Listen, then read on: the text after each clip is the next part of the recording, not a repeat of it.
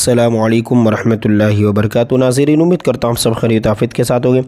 آئیے انشاءاللہ عز و جل آج کی اس ویڈیو میں اردو کتاب بہار شریعت حصہ اول کا پارٹ نمبر 14 پڑھیں گے۔ پیج نمبر آپ دیکھ سکتے ہیں 85 تک پہنچ چکے ہیں، اور ابھی بھی جو بیان ہے وہ نبوت کے متعلق عقائد چل رہے ہیں، ٹھیک ہے۔ اسی میں تمام باتیں بتائی جائے گی، اور اس پارٹ کے بعد اسی پارٹ میں ملائکہ کا بیان بھی شروع ہو جائے گا، یعنی فرشتوں کا بیان، ٹھیک ہے۔ دیکھیں یہاں سے عقیدہ نمبر 51 سے دیکھنا ہے ہمیں کہ سب سے پہلے مرتبہ نبوت حضور صلی اللہ تعالیٰ علیہ وسلم کو ملا۔ روز میثاق تمام انبیاء سے حضور صلی اللہ علیہ وسلم پر ایمان لانے اور حضور صلی اللہ تعالیٰ علیہ وسلم کی نصرت کرنے کا عہد لیا گیا، یعنی مدد کرنے کا۔ روز میثاق یعنی وعدے کے دن، ٹھیک ہے۔ اور اسی شرط پر یہ منصب اعظم ان کو دیا گیا۔ حضور صلی اللہ تعالیٰ علیہ وسلم نبی الانبیاء ہے، یعنی نبیوں کے بھی نبی ہے، ٹھیک ہے۔ اور تمام انبیاء حضور صلی اللہ تعالیٰ علیہ وسلم کے امتی، سب نے اپنے اپنے عہد کریم میں حضور صلی اللہ تعالیٰ وسلم کی نیابت میں کام کیا، یعنی حضور کے انڈر میں کام کیا۔ اللہ عز و جل نے حضور صلی اللہ تعالیٰ علیہ وسلم کو اپنی ذات کا مظہر بنایا، اور حضور صلی اللہ تعالیٰ علیہ وسلم کے نور سے تمام عالم کو منور فرمایا، یعنی حضور کے نور ہی سے پورے عالم کو چمکایا، یعنی پیدا بھی کیا، ٹھیک ہے، روشن کیا۔ بئی معنی، یعنی اس معنی کہ اس مطلب میں کہ ہر جگہ حضور صلی اللہ علیہ وسلم تشریف فرما ہیں۔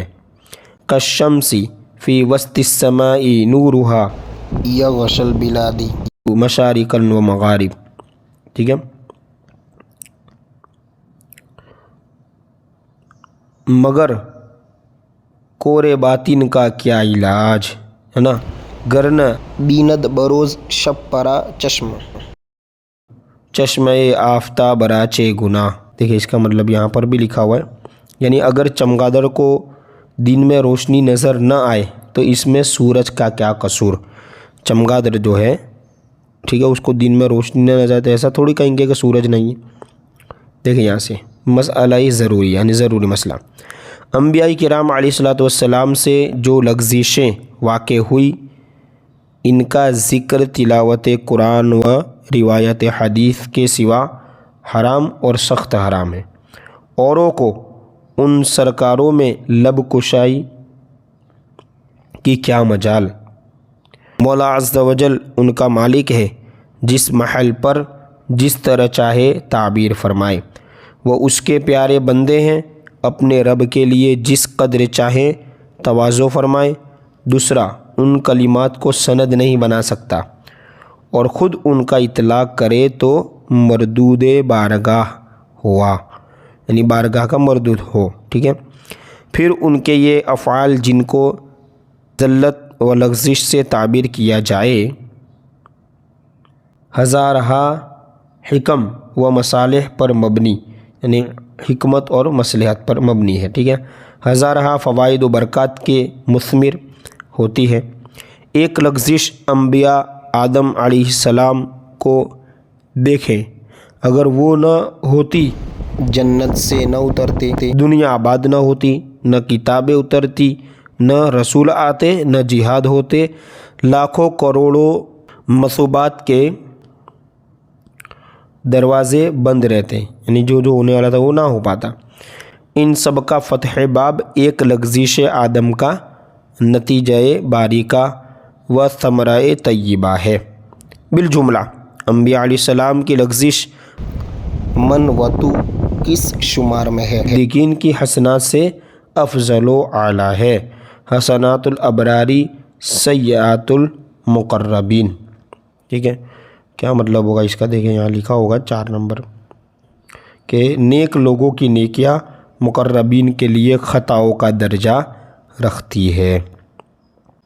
دیکھیں میں نے کہا تھا شروع میں کہ ملائکہ کا بیان شروع ہوگا، فرشتوں کا بیان۔ یہاں سے دیکھیں فرشتے اجسام نوری ہے، یعنی نوری جسم والے۔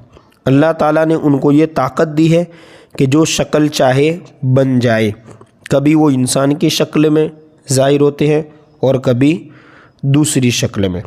عقیدہ نمبر 1۔ اب دیکھیں فرشتوں کے بارے میں کیا عقیدہ ہونا چاہیے۔